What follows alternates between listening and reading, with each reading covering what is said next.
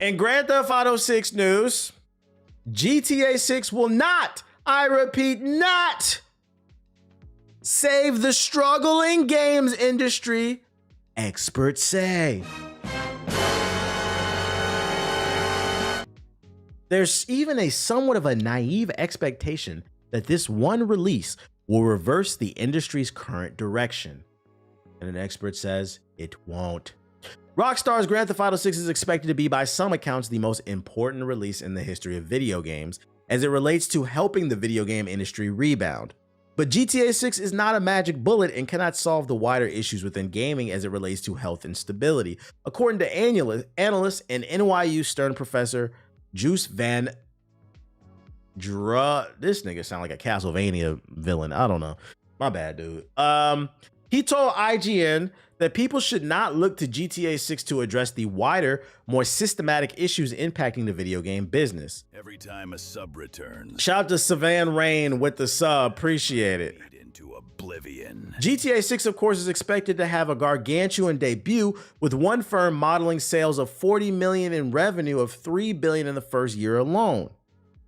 The Castlevania villain says that GTA 6 will be a massive launch and said people are overly optimistic if they think GTA 6 is a magic bullet.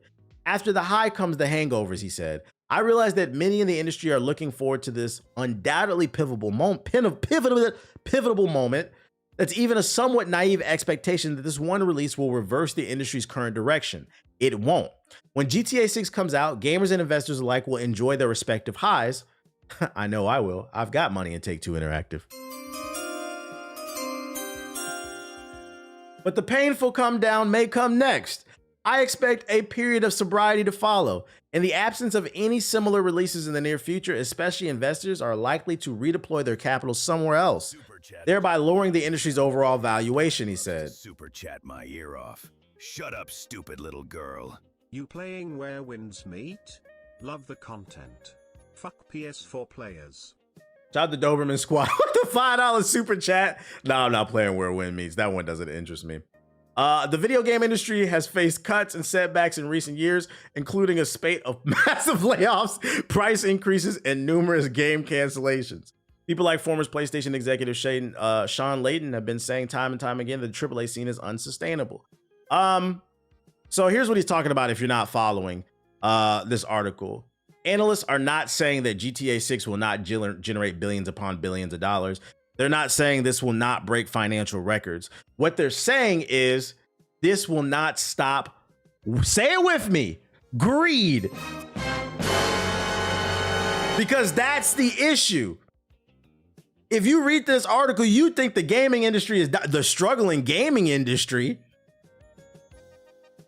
Fucking, they just announced Ghost of Yote sold 3 million copies in like the first month. Some people are calling a failure, and then I pulled up a calculator and now niggas got a different opinion. That shit made over $200 million in the first month, and that game's gonna easily sell 10 million copies. The fucker, it cost 60 million to make, and they made 200 million in the first month, and niggas calling that a failure. Nigga, you make $40,000 a month. Shut the fuck up.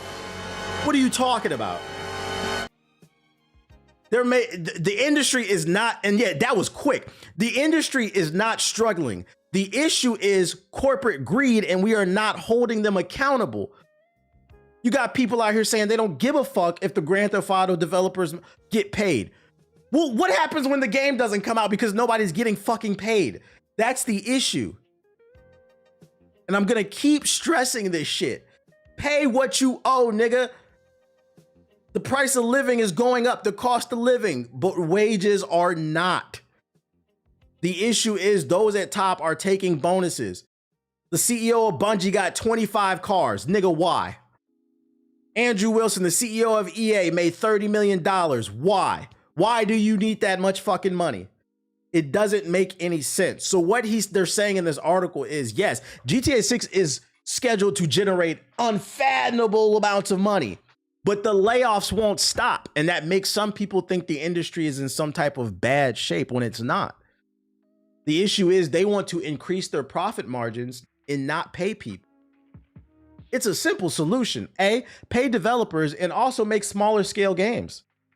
This will allow people to become more creative And also, if the game fails, you don't take as big of a hit. But when every game is $60 million, $100 million, $200 million, you're more likely to get a Concord on your hand. When your game costs $200 million to make, you have to make $200 million just to make a zero, just to break even. You got to sell it. So like, yeah, for like Concord, that was a massive failure because it cost so much to make, which means they had to make so much back. But for certain other games where I think they said only Expedition 33 took like 50 million. Expedition 33, I think that sold 3 million already in the first few months. They're fucking fine. They're making good money. And the worst part is when I talked about this on a previous stream, I think some of y'all got it for the most part. But then there were some people in the chat, I saw it. I don't give a fuck, bro. I don't give a fuck. Yeah, you say that until you become, I'm not gonna lie. That's such a little kid ass take, bro. I don't understand.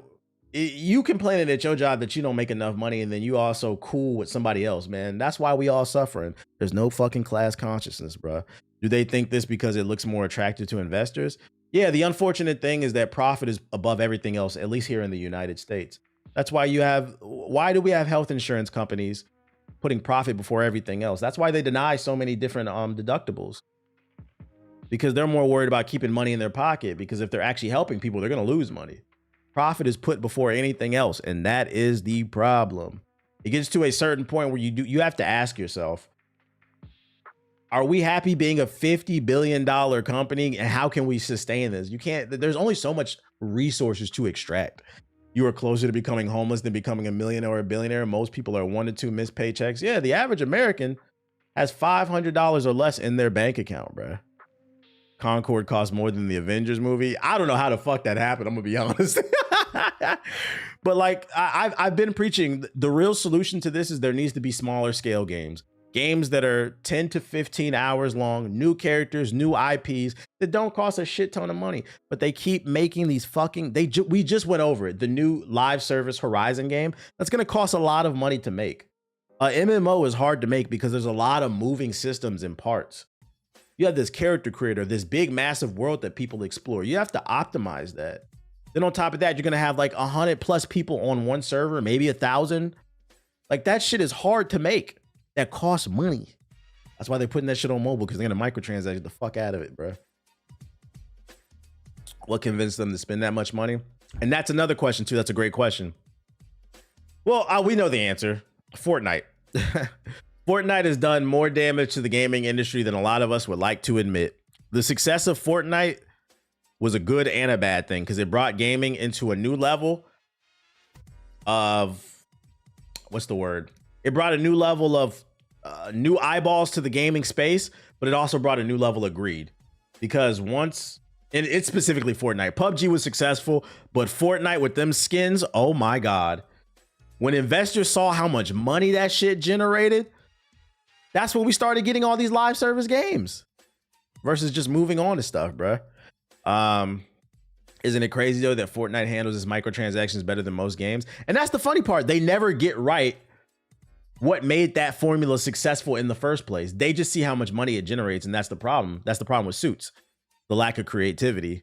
So like, I'm not saying that, understand when I say I'm blaming Fortnite, it's not coming from I'm not saying Fortnite was made with malice. I'm just saying we're still a victim of the success regardless. Especially at first you could cross-play with the tab. Real shit. Horse Armor from Oblivion was the start. Horse Armor was Patient Zero, but Fortnite is what took shit to another, it was a whole nother level. And the worst part is too, the saga involving employees with Rockstar, it's not over. According to reports, more than 200 employees signed a letter urging Rockstar to reverse the firings. If you haven't been following the stream or the news, reading yourself, 30 to 40 employees were fired last week from Rockstar when Rockstar discovered they had their own private Discord where they were discussing putting together a union to demand better pay. Because for those unaware, the average game developer makes about $70,000 a year, which is not a lot of money because most of these game studios are in the most expensive cities in the world. I don't know. Well, internationally, yeah. Domestically, most game studios are in Austin, Texas, Seattle, California. And then internationally, you got like Singapore, Toronto, Seoul. It's all the most. So you have to understand, when you live in these expensive cities, which these employees are usually required to, you need a higher pay. They're not getting paid. So like that 70,000 to 80,000 may seem like a lot, but in California, that's poverty, whether you realize that or not. We're not talking about Willacoochee, Georgia. We're not talking about cousin fuck Arkansas, okay? We're not talking about that. We're talking about civilization. So here's the follow-up to the story. They all got fired, and the accusations against Rockstar is they're union busting. Over 200 Rockstar North staffers have been spoken out against the recent firings conducted at the company's direction, calling them a blatant, unapologetic act of vicious union busting. The Rockstar Games union busting claims aren't going away anytime soon. For the uninitiated, on October 30th, the GTA maker terminated 31 employees at Rockstar's UK studios, reportedly for sharing confidential information. That's what Rockstar claimed. The decision was met almost immediately with intense scrutiny from the remaining employees and broader internet community. Now the UK Parliament and the IWGB, the Independent Workers Union of Great Britain, have taken notice, with the IWGB organizing over 200 employees to sign a letter demanding that GTA's developer reinstate the 31 fired employees immediately. The IWGB has also planned protests for both today, November 14th, and Tuesday, November 18th, to stand in solidarity with the fired members. Translation, GTA 6 fans. Yo, who's Bubba? Nigga, you know who Bubba is. GTA fans, I hate to break it to you. I know you really want your video game. I know you don't want to hear about politics, ball and gun, gun, ball, gun, ooga, ooga, ooga. But there is a possibility. They said that shit coming out late 2026, November. It's a possibility it could get pushed back to 2027. Because what started off as 30 to 40 employees is now grown to 200. And it could get bigger. It could turn into a full-blown strike. And if you missed my rant last time, before you get in your feelings and say, I've been waiting forever for Grand Theft Auto 6, friendly reminder. Game developers don't have a fucking life. They sit in that damn computer and make the fucking game all day. I've been to multiple studios. They have showers, they have gyms, they have whole cafeterias, basketball courts, soccer fields. They have every amenity imaginable on these goddamn campuses to keep them there and developing. These people don't get to see their families and they can barely pay their rent. I know you want to play Grand Theft Auto 6, but let's make sure the people who are making the product that you love can afford to fucking live. Because friendly reminder, if they can't, the game may never come out. Just some food for thought. Just some food for thought. Damn, they announced on the official Twitter they about to do that shit, just like the animators in Japan. I respect the fact that you have faith in these people, because you know damn well no matter how many people they fire, they still buying this shit. Well, I'm not talking about it coming out. I'm just talking about when it comes out. Sabretooth returns to mash my meat into a yo, shout out to Matt Got Sauce with the sub. I just saw a guy fall to his knees in Walmart listening to your live about this. Your name is iTroll. You're joking. You didn't hear that shit. Ain't nobody watching my stream at Walmart and fell to their knees. No, fucking Grand Theft Auto. No, what am I do? But what I will say is, if it actually did happen, I would not be surprised it wasn't a Walmart. All and gun gamers love to frequent Walmart. I would not be surprised. Anyways, the IWGB has issued claims against Rockstar Games for the Dollar General unfairly dismissing staff for engaging in union activity and blacklisting members. To date, the organization states that Rockstar has openly declined to meet with them to discuss this issue. This is what's led to the open letter from over 200 employees and plans of protest. That and the employees have been in the process of forming a union within the company. This union was going to be known as the Rockstar Game Workers Union, and it aimed to push for better working conditions ahead of the release of a highly anticipated GTA 6. Excuse me. A statement issued by IWGB President Alex Marshew says, "We are confident that we've seen here in plain and simple union busting, and we will mount a full legal defense with our expert group of caseworkers, legal officers, and barristers. Employees like Rockstar will do well to understand that the private spaces such as the trade union discords have protections and that their company's contractual clauses do not supersede UK law. This case stands as a warning to any employer in the games industry and beyond who thinks they're able to act with impunity against organized workers. We will not be intimidated. And you know the sad thing about this? Friendly reminder, guys. Rockstar is one of, if not the richest game studios in the gaming space. That's just studio. On top of that, they're also owned by one of the richest publishers in the gaming space.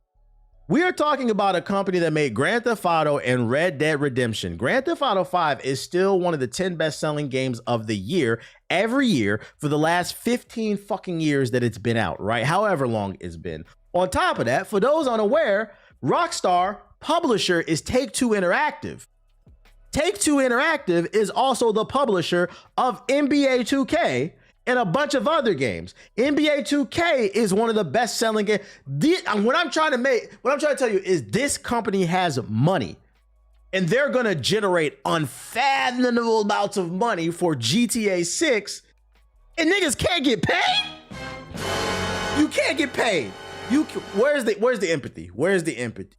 So I'm just trying to, put some food for thought out there. Don't let your blind consumerism. Don't let your consumerism, your extreme consumerism, blind you for what's going on in the real world. Fucking hate this shit, bro. You tired of making 30,000? Them niggas is too. Because I hate to break it to you, that 70,000 they make in California is basically 30, 40,000. Like it's not a way to live. Toxic consumerism will be the demise of the gaming industry as long as these motherfuckers, not even the gaming industry. I think at least America as a whole. Blind consumerism, extreme. We are a consumerist nation to our own detriment. We like to bury ourselves in things and in expensive activities without looking at the books just to feel something. And I think some of that does stem from the fact that a lot of us don't own anything. The average new home owner is like 38. I saw in a report the other day. People are like depressed. I can't get a home. I can't get a car, but I can get this microtransaction. And it just becomes like a vicious cycle. When in reality, the best way to stick it to these corporations is to stop spending altogether, or bare minimum, really be picky about where you spend your money, because then it forces them to compete harder. But the way we've gotten in this position is we've allowed these corporations to no longer compete. You niggas is up at 3 a.m. on fucking Amazon buying dildos and shit. If that's what you like, cool. But why you couldn't wait till the morning to make a more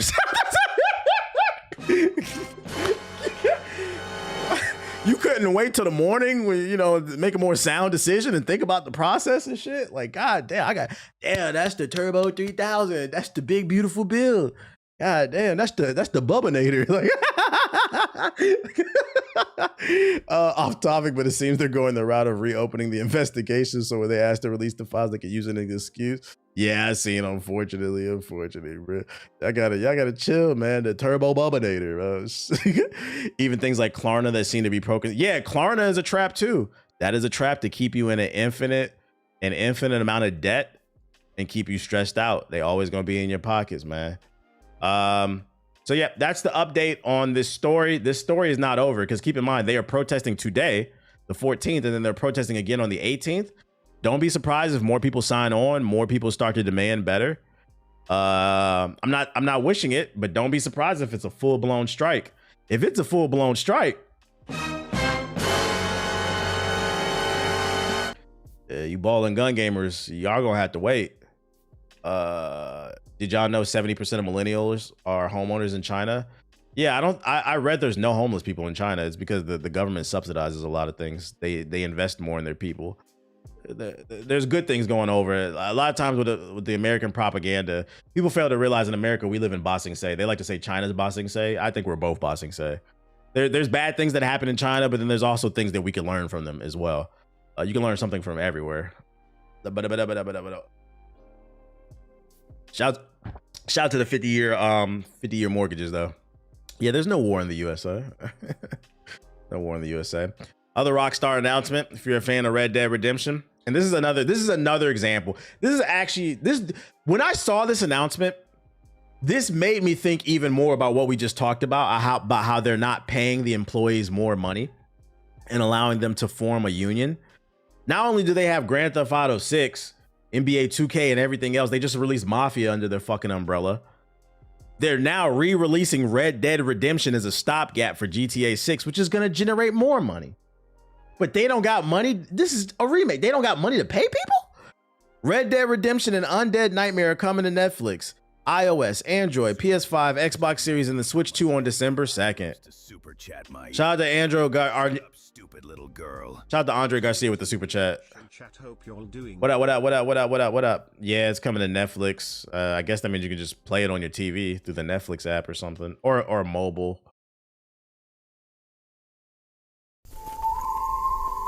Hello, old friend. It's been a long time. This country is infested with all manner of scum. Good day, sir. All matters of scum. Look at me, scrambling around, half insane. Stupid is the word we use around here. Now I'm in charge. I apologize if science is not your forte. I'm a fighter, sir, Yeah, my bad. It's not a remake. It's a port. My bad. and I'll fight to the end. Gonna be a bloody job. I don't think I know any other kind. For an illiterate gunslinger, you sure know how to make a girl blush. Enjoy life. It's a beautiful struggle. Who asked for this? Coming to mobile. No, somebody's gonna buy it. Somebody with a Switch 2 is gonna buy this shit. Because ain't no fucking games to play on there. Them niggas is tired of driving around in that empty open world in Mario. And they already collected all the bananas in Donkey Kong, so they probably buy Red Dead Redemption too. Man, I got the blue banana, green banana, got all the plantains. Might as well fucking get Red Dead Redemption on the Switch too. Play that shit for 30 minutes because that's how long the battery lasts before it blow up. A Switch 2 game finally. Yeah, it's on mobile. You saying with the remote control? You gotta keep in mind on Netflix has a games division. When they say Netflix, it means within the Netflix app. So it'd be no different than downloading it on the iOS store or the Google Play Store. You get free games on Netflix if you're a subscriber. You would just have to connect your you can connect a 360 controller, not a 360, but an Xbox controller or a PlayStation controller to your phone or your iPad, and then you could play it. That's how you would do it. Why you calling me out like that? Somebody gotta do it. Somebody gotta fucking do it. We got some new gameplay for Metroid Prime 4 Beyond Nintendo Switch 2 Edition. Translation: this will not look like this on the Nintendo Switch. Okay, guys? This is the Switch 2 version. We got an overview, 7 minutes. Let's check it out. 4K. Oh, shit. This shit gonna be in 4K with no textures.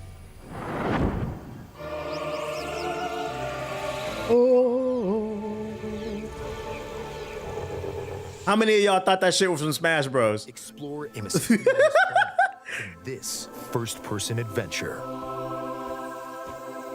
Metroid Prime 4 Beyond. 4K 5 FPS. Me, I never played Metroid.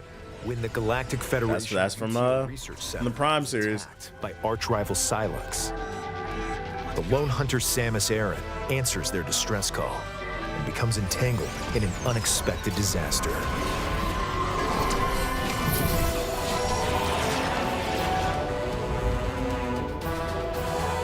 I am really curious to see how this reviews. An unknown planet called Vuros. Now, she must fight to survive the planet and find a way home.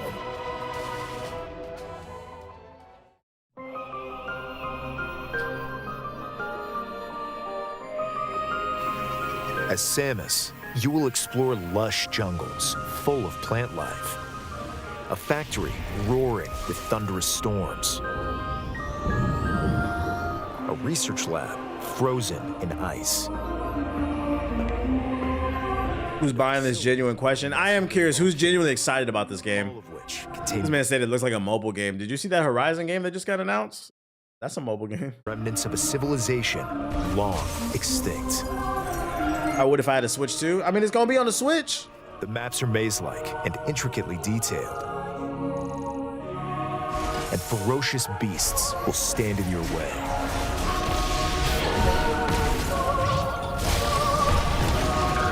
The key to exploration is the scan visor. I'm allegedly just gonna play this shit on my Steam Deck. Information from the environment.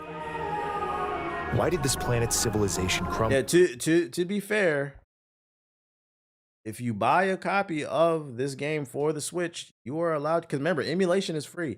So technically, you could play this on PC in 4K. It would look better than even the Switch 2 version. Technically, I could argue technically the Switch version is the best looking version because there's no Switch 2 emulation.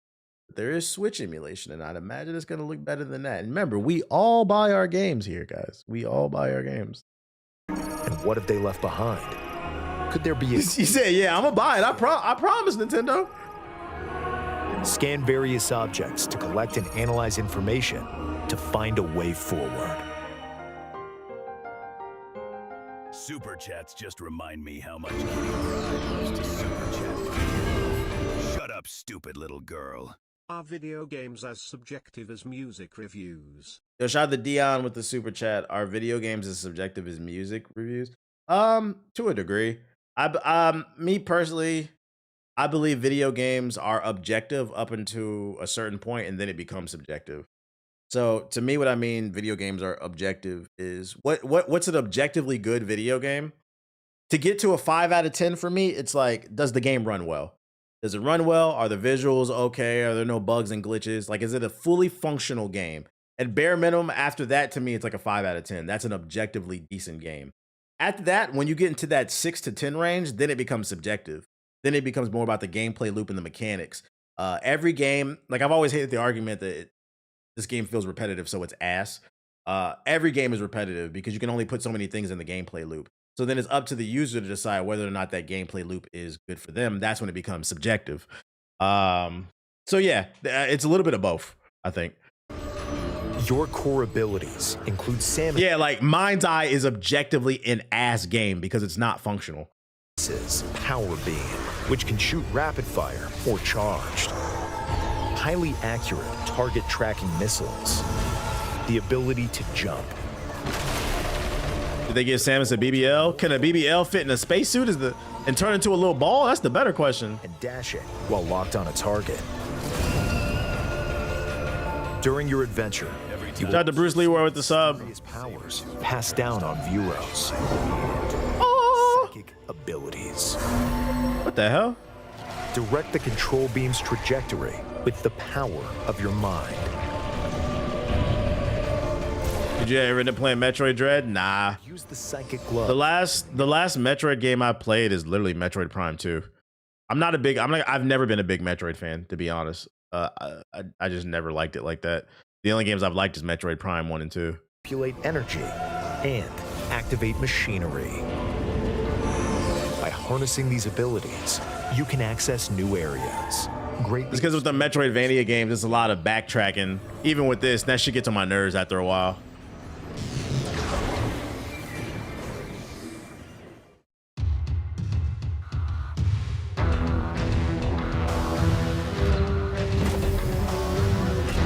Call of Duty struggling. I saw them Steam numbers was looking a little shaky. Zones are connected by a central desert called Soul Valley.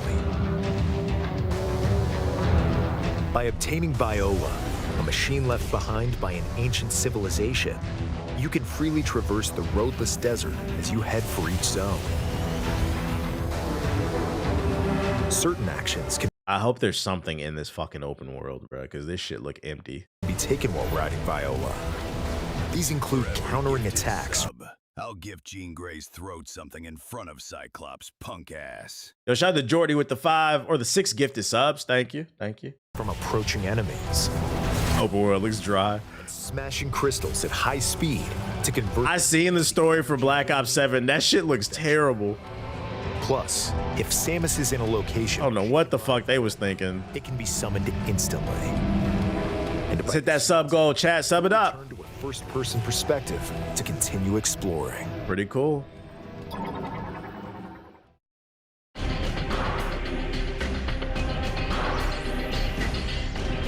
Like Samus, some Galactic Federation troopers were also transported to Vuros. Follow distress signals to help the troopers and occasionally battle alongside them. They can even provide useful upgrades. Teamwork is key if any of you hope to escape the planet alive. That was the story. I thought it was zombies. No, that's the story mode, the campaign.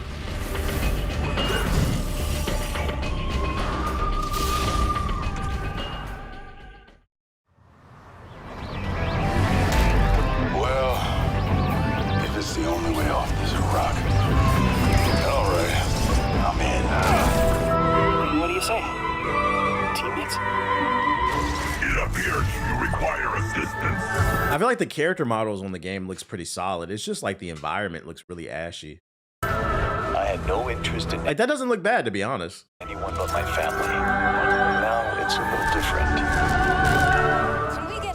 The story is apparently just a Warzone clone. Yeah, I saw that the story in Black Ops 7 has plates in it. I'm like, oh my God. So it's a Warzone tutorial. I can't wait to see my family. When I get back home, I'll be taking a much needed leave. Big ass sand lizards. And an unknown destiny await on planet Vuros. Samus and her allies' fight to survive is about to begin. Metroid Prime 4 Beyond. Available December 4th, only on the Nintendo Switch 2 and Nintendo Switch systems.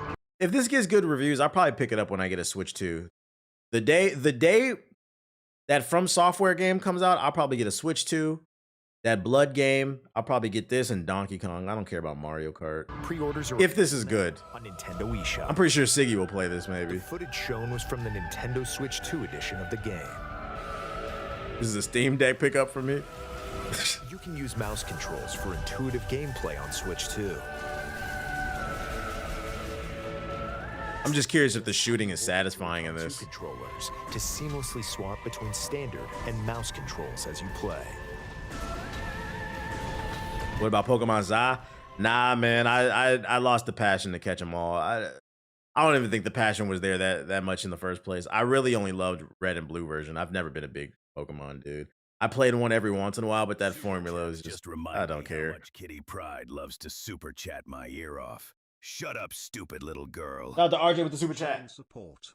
This is the best channel for niggas 30 and over. Super chats just remind me how much Kitty Pride loves to super. I appreciate the 20 super chat, and shout out to Poet with the super chat as well. A good day.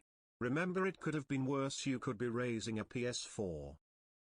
Niggas is birthing PS4s. I think he meant raising a PS4, nigga. You can explore the exactly. Red and blue is the GOAT. Let me see. What else I got for you? So that's that. Immersive world in 4K at 60 frames per second. Oh, it does run 4K on the Switch too. Nice. Or enjoy smoother action in full HD at 120 frames per second. I think I'd rather play it at 120. These two modes, both of which support HDR, based on your preference and play style. Upscaled 4K edition of the game can be played on Switch 2. Please be sure to purchase the game edition that matches your system. Plus, I feel like Arc Raiders should be for the Switch. I can see it working on the Switch actually. On Nintendo Switch, can upgrade. It's about time Pokemon got passed on. By purchasing the. I'm not gonna lie, it's too many fucking Pokemon too. It was easy to catch them all when it was 100, 101, whatever the number was. Now it's like 1,000 of them. I be seeing videos of people doing Pokemon like trivia. I'd be like, what the fuck is that? Like a question mark Pokemon and shit like that. I'm like, what is this, man? It's too many to keep up for me, man. I'm old. I'm fucking old. Speaking of Call of Duty, because we were just talking about how shitty people were saying the campaign was. I seen a clip of the final boss. That shit looked terrible. Yeah, the OG 151. You're a YouTube member now, not a member of the X-Men. Yo, shout out to Dre Bush with the 5 gifted subs. Chill.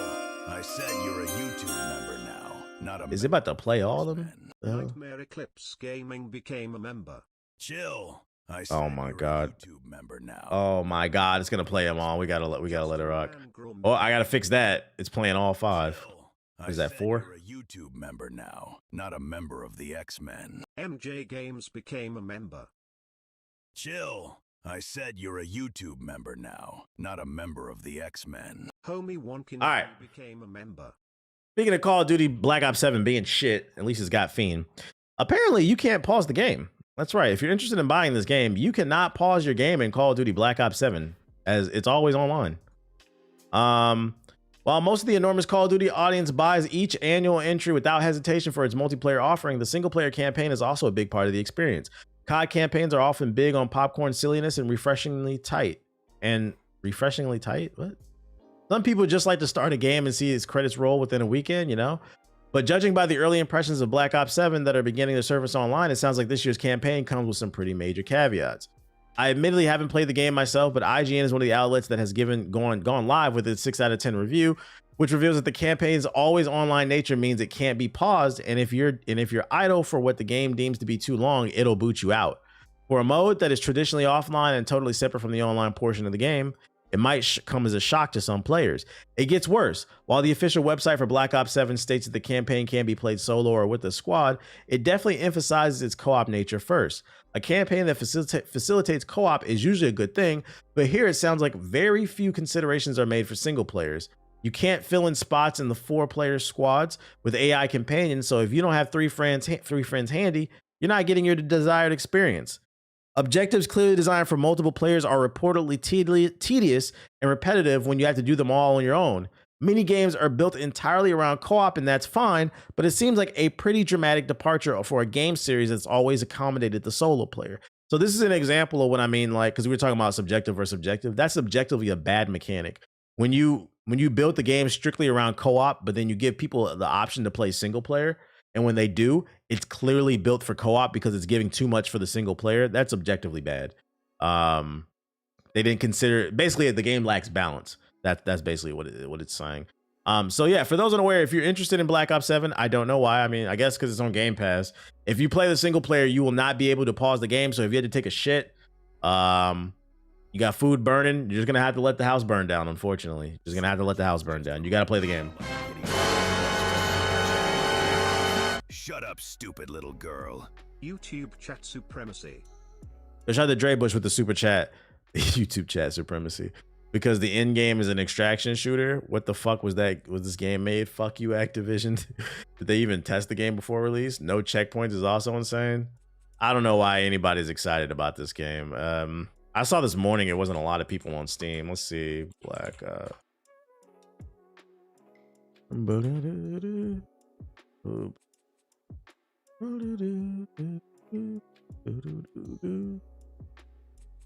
hell? I don't want to look at the reviews. I just want to look at the game. Oh, there it is right there. So viewer, oh, these are Twitch stats. Why is this showing me Twitch stats? Where's the game stats at? Oh, dude, Steam charts. There we go. Yeah, so right now there's 86,000 people playing. Peak 83,000 right now on average. Wait. This is Call of Duty. This isn't Black Ops 7. Where's the actual stats at, man? TeamDB. Wait, beta. Let's see. Just remind me how much Kitty Pride loves super chat my ear. I can't find it. Shut up, stupid little girl. You can get the co-op campaign. Queens forever. Black Ops. This is Black Ops 7 for you. Oh, dude, Black Ops 7. Maybe the stats aren't there yet. Yo, shout out to Jay Mitchell with the sub. You said this is Black Ops 7. Let's see. Oh,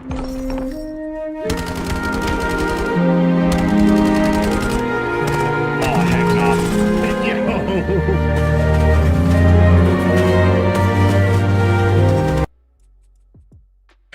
This nigga hit a 360 no. I'm good off that. I'm old.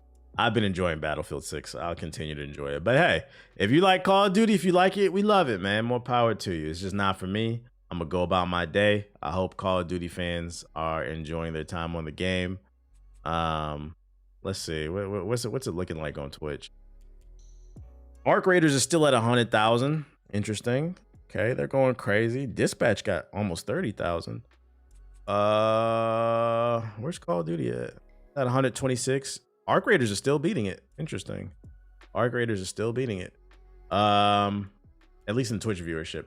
I'm tired of playing games against the unemployed, man. The unemployed. Dispatch and Arc Raiders are both amazing. Good games. Why play Call of Duty in a year where Ninja Gaiden 4, Dispatch, Arc Raiders came out? Shit, even the first Berserker. I'm not gonna lie, I've been enjoying Battlefield Red Sec. I've been on it almost every night. I've been enjoying it. This is actually crazy to see for a launch, for it not to be at the top. Let's see what else I got for you. Oh, the latest firmware update for the Switch 2. I read this one already.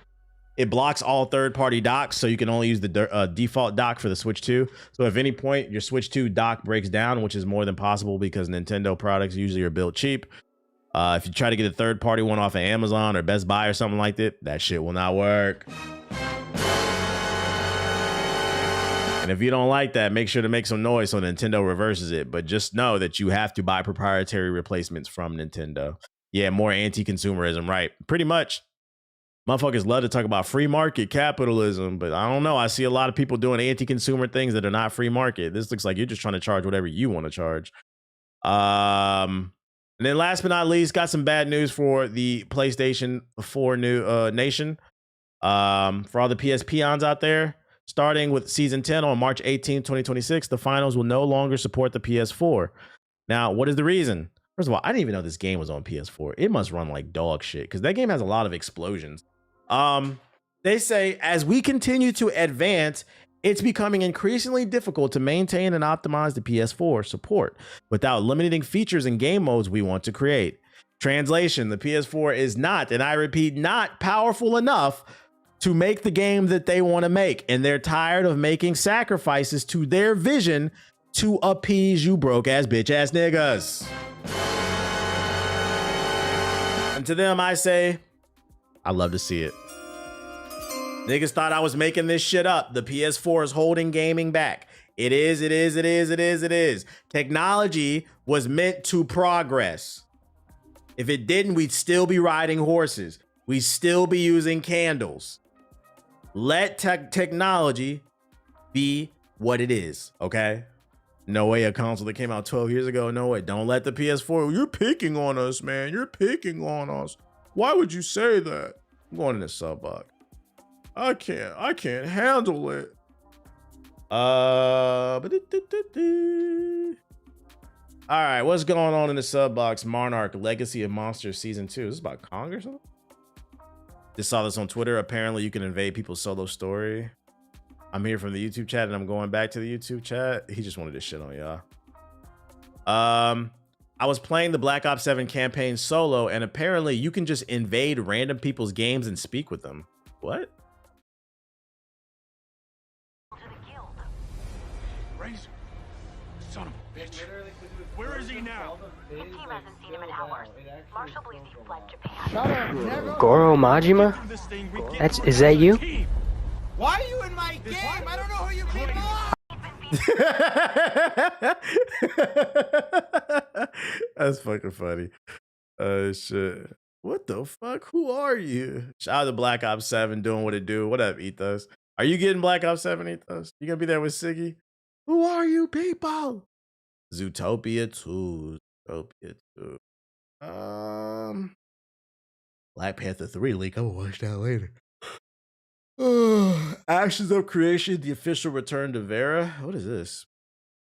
Sir, don't insult my intelligence. I feel that. Don't expect a conversation about Black Ops 7 on the next podcast. I don't think anybody's playing it. Donkey made a video about Knack. When they make a Knack 3, man, we need that. That was the real PlayStation exclusive. Knack 3. Man Eater, official mobile teaser. Oh, shit, it's coming on mobile. 4-Leaf Fields? What? The complete origin of Absolute Wonder Woman. This what niggas be watching right here, and they'd be like, I read the book, bro. I read that. You watch this shit. Escape from Tarkov, official 1.0. 1.0. The game's not out. Monster Hunter Stories Collection. Code Vein 2. Noah trailer. I don't care about Code Vein. Arc Raiders, Stella Montis. Oh, new map in Arc Raiders. Where the Wind Meets official trailer, launch trailer. I'll entertain. Oh, Metroid Prime 4 hands-on time. The abilities are more than a gimmick. Let's see what the streets are saying. All right, let's check out these chat. Did I already talk about the Steam console? Yep, 3-4 days ago when it was announced, and I uploaded a video. Vera was once a world of abundance.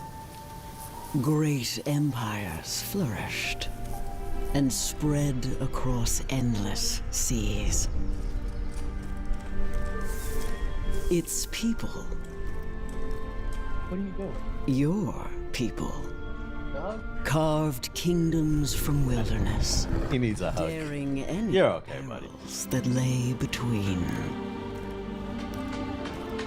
For at the heart of this world lay no gameplay? The essence, magic itself.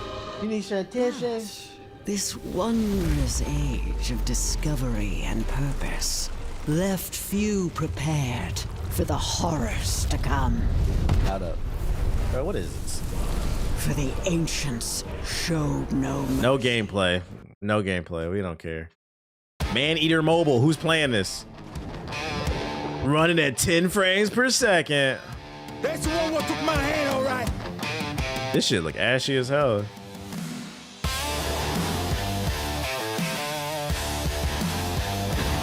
What's going on with Fable? I don't know.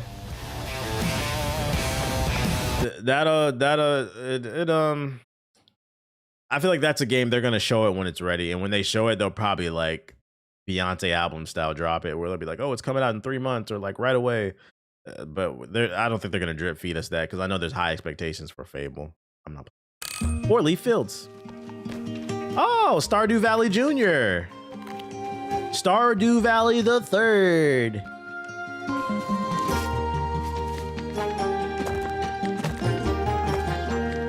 Niggas be like, I'm about to get that Steam machine. They gonna play this shit right here. I'm good off this. I'm good. I know there's a market for this, but I'm not it, bro. There's Grok AI art in Call of Duty. Is there proof of that? You got an article? I don't know if you talked about this from 2 days ago. 2 new Marvel DC crossovers have been released. Thor and Shazam, and then the Fantastic Four and the Flash. All available to read on the DC app. Oh, I'm not downloading that fucking app, bro.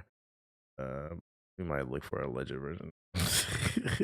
I don't know. I'm not a fan of Thor or Shazam, but maybe I would read the Flash. Man, I like the Flash. I don't really care about the Fantastic Four. These ones aren't really doing that much. I started playing a platformer called Mr. Sleepy Man. It's about Full Cell-ish, but it's obvious the crew grew up with the GameCube as his past. Is it good though? Not gonna lie, Maneater was fun to me. Pause, nigga. Pause. You gotta say pause after that, bro. Shout out to the Maneaters in the chat, man. Maneater. Shout out to Bubba. Our creator's new map revealing. I had a lot of fun on Maneater. I bet you did.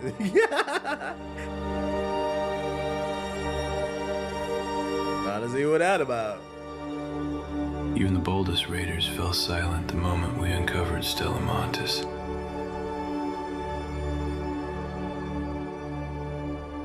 Every inch of it is polished, orchestrated to the smallest detail.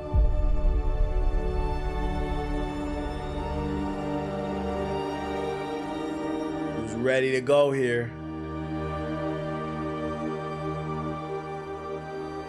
Yet the place sends shivers down your spine.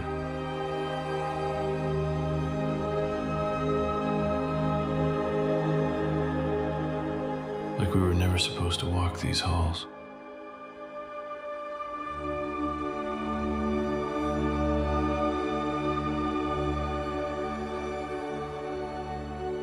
Oh, is that voiceover AI generated? That I don't know. Let me see. Is this what you were talking about? Activision's statement on AI usage in Black Ops 7. Like so many around the world, we use a variety of digital tools, including AI tools, to empower and support our teams to create the best gaming experience possible for our players. Our creative process continues to be led by talented individuals in our studios.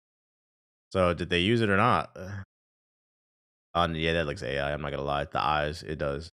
In the eyes right there, that looks AI.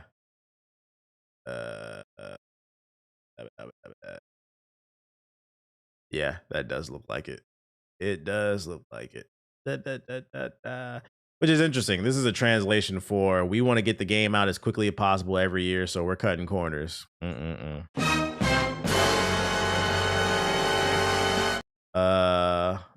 hand has 6 fingers.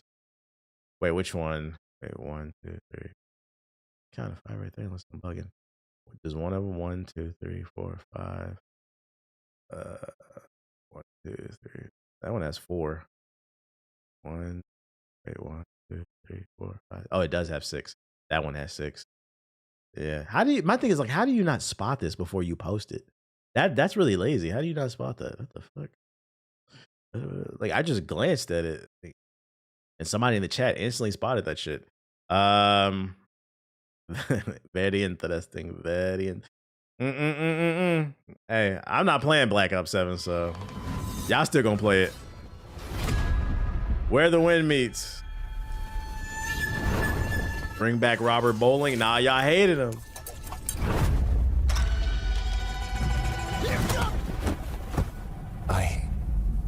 I don't. Do you know the road up ahead? Who are you? Same as you. A wanderer.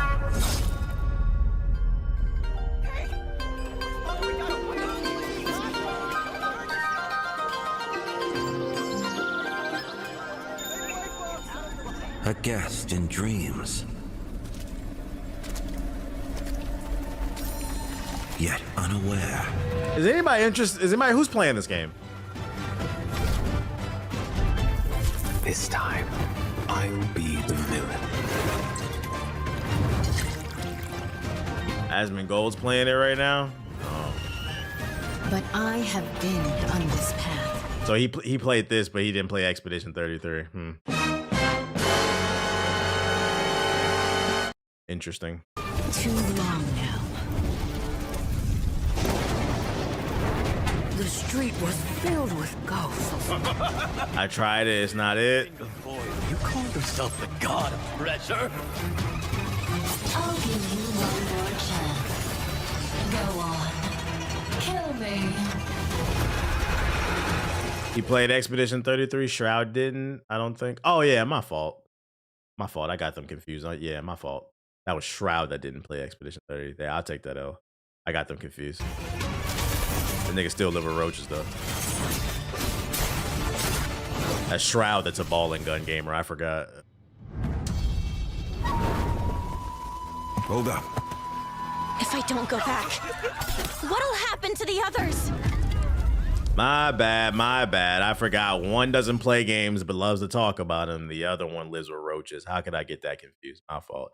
The other one plays games, but he just plays alongside roaches. I forgot. My fault. Your heroes. Struggle.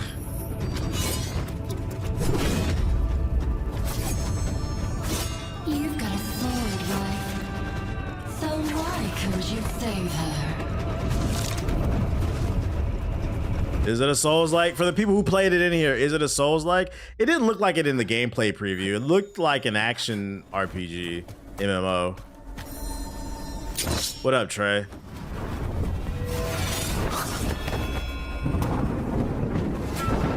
Nah, it's an action game. Are y'all satisfied with the experience?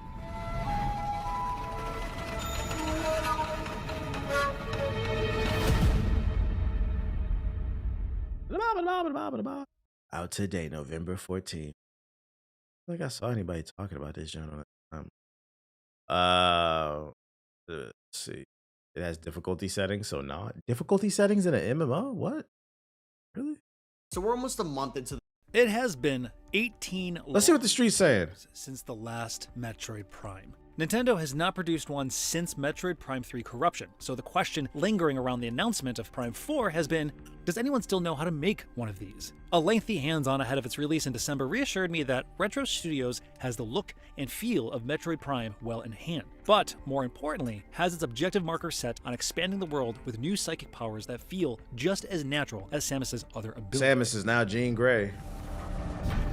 You can play it as a single-player game. That's why there's a difficulty setting. Gotcha. At the debut event for the Switch 2 itself was composed of an initial tutorial section, an action spectacle as Samus comes to the aid of Federation forces under assault. That initial mission was meant to be a showpiece for both the game and the new hardware, and I walked away suitably impressed. This second hands-on event took place shortly after that slice of the game. Suitably impressed. Good signs, good signs. Pillars of Prime 4, but more open-ended and familiar to Metroid fans. In the midst of Samus lending aid to the Federation, she gets transported to a strange planet, cut off from communications and not entirely sure where she is. And, of course, missing some key pieces of her equipment. At that point, she discovers a psychic— Oh my god, they're doing it for the 4th time in a row. You start the game off and lose half your weapons. What the fuck, man? Stop doing that. That was that. That's why I've never been a big fan. I can only play Metroid every once in a while. Every game The world's greatest fucking bounty hunter loses all her weapons and you spend the half of the game finding them, bro. That's fucking annoying. Crystal, which fuses itself to her helmet. It's a Metroid staple. It's fucking... Why can't we start with all the abilities from the last game and then we get some new ones? Just make us learn how to use the new ones. With the planet's technology. The Lamorn, an ancient race native to the planet, believes Samus is their people's chosen one, as the crystal chose to fuse itself to her. So, in a way, similar to how Samus has traditionally found Chozo artifacts that augment her suit, now she's finding psychically imbued Lamorn power-ups. It's familiar territory for Metroid Prime.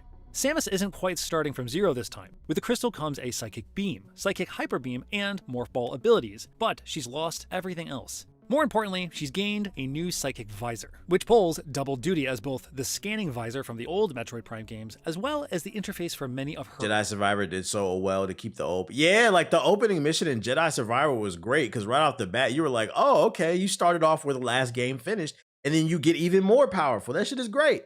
And the game is still a solid challenge because you're now fighting more enhanced enemies. So that's how you keep things challenged, just keep amplifying it. Snappy new psychic abilities. This makes sense. Yeah, make it to where the enemies adapt to her. Moving objects with your mind, aka your line of sight, instead of your arm cannon. You even see her raising her left hand to her temple in a classic Professor X gesture. And this sense of psychic power is accented by the only other speaking character in the demo commenting on how objects seem, from his perspective, to be moving by themselves as you manipulate them through telekinesis. How'd you do that? More on him in a bit. You quickly learn to get off planet you need to gather 5 Master Teleporter keys, and so the adventure begins in earnest. This is where Prime 4 opens into more expansive exploration, but I can still feel the presence of training wheels. It's an early part of the game, so this is the first taste of exploration with some limitations. It was still relatively linear and easy to tell where exactly you had to go, so I didn't feel overwhelmed by the alien landscape. I trust that feeling will fade as more areas open and get more complex, but I couldn't tell from this limited demo if the 5 sections will have interlocking exploration or if they're more segmented. The first one, at least, was almost entirely standalone, but I did see clues of things to come back to once I received other powers. Well, backtracking took place in an overgrown jungle in the shadow of a massive tree that's sacred to the Lamorn. And on a visual level, I had mixed feelings about this area. Nintendo excels at art direction and makes the most of its comparatively low hardware power, especially when it comes to the rubbery, cartoonish styles of Mario and his pals. When it comes to more realistic style with lots of organic elements, I think this game will look better when you play it in person, especially on the Steam Deck. With realism are more apparent. The jungle looked merely fine, with overgrown brush mostly along the edges of flat dirt paths. There are moments that it looks surprisingly great though, like when you navigate through vines as a morph ball and get to see the organic elements in a tightly controlled space, or viewing the sheen of a calcified resin that blocks certain doors. It's not a bad looking game by any means, but attempting a realistic art style for a familiar biome like jungle invites unflattering comparisons to PS5 and Xbox Series XS games. In this initial section, enemies were mostly minor nuisances, and the emphasis was on exploring, learning about your powers, and acquiring a few new ones. Finding a missile power-up lets you crack through the resin, but you also get psychic twists on both new and old powers. You can grasp a psychic mote of light with your mind and then toss it into a receptacle to power up a door, or move elements. Looks like Halo Combat Evolved in the jungle. That element adds a twist. Campaign Evolved powers and gives you that much more reason to flip into your vision mode and see what you can interact with. One power. So far, I'm getting the vibe that it's looking like a good game. A little safe, but it's looking good. The control beam lets you steer. I think most people will probably like this just for the simple fact that it's been a while since the last one came out. Projectile in slow-mo to aim it towards control switches or enemies. As you explore, you run into Miles McKenzie, a Federation engineer who has been marooned on this planet with you. Samus Aran is a bona fide legend, so Miles is obviously impressed, giving the relationship echoes of classic Halo games when ordinary people come face to face with Master Chief. Miles is obviously in way over his head on a hostile planet where everything is trying to kill him, but he knows his way around machinery, so he's an asset. Your mileage may vary, but I found his hapless, dorky chatterbox persona endearing, especially contrasted against Samus's quiet stoicism. Miles even comments on it at one point, which makes me think the relationship is intended to be comedic. Oh! Whoa! You are sneaky quiet, you know that? After briefly escorting Miles, IGN's preview hated that character. Feeling like he was a burden, he mostly stuck to a control. That's when it gets subjective. Exploring the alien planet on my own. The demo culminated in a boss battle against Carvex, an aggressive sentient plant. The fight started by using your weapon to cut through weak points in the vines, but as more appeared, you had to use the control beam to cut through several sections of its vines near simultaneously, which couldn't be done through normal fire, all while dodging its swinging and swaying tendrils. It was an exciting combat puzzle in the way the Prime games have excelled, and I was pleased to see that scanning it treated me to a little bit of extra story context, informing me that it had been rendered unable to communicate by fusing with a Metroid. The prize for defeating Carvex was another new power, the Psychic Bomb, which ordinarily operates like a standard Metroid Prime bomb, but can be charged to create a floating version that can be grabbed with your mind powers just like the Psychic Motes. That lets you activate switches remotely, which then allowed me to open a transport pod. What lies beyond that is a mystery and will be until the game releases on December 4th. What I've seen so far, though, feels promising enough to fuel my anticipation. Nintendo and Retro Studios appear to understand the fundamental core of what makes a Metroid Prime game, with satisfying exploration, tense combat puzzles, and meaningful new abilities that change how you look at the world. The long wait is finally almost over, and Nintendo and Retro have shown themselves up to the task of matching a classic Metroid Prime. The final game, in its entirety, will let us know if the decades have helped beyond exceed them. Embargo lifted weeks in advance screams confidence. Well, this is not a full review. This was a preview. You only got to play one level.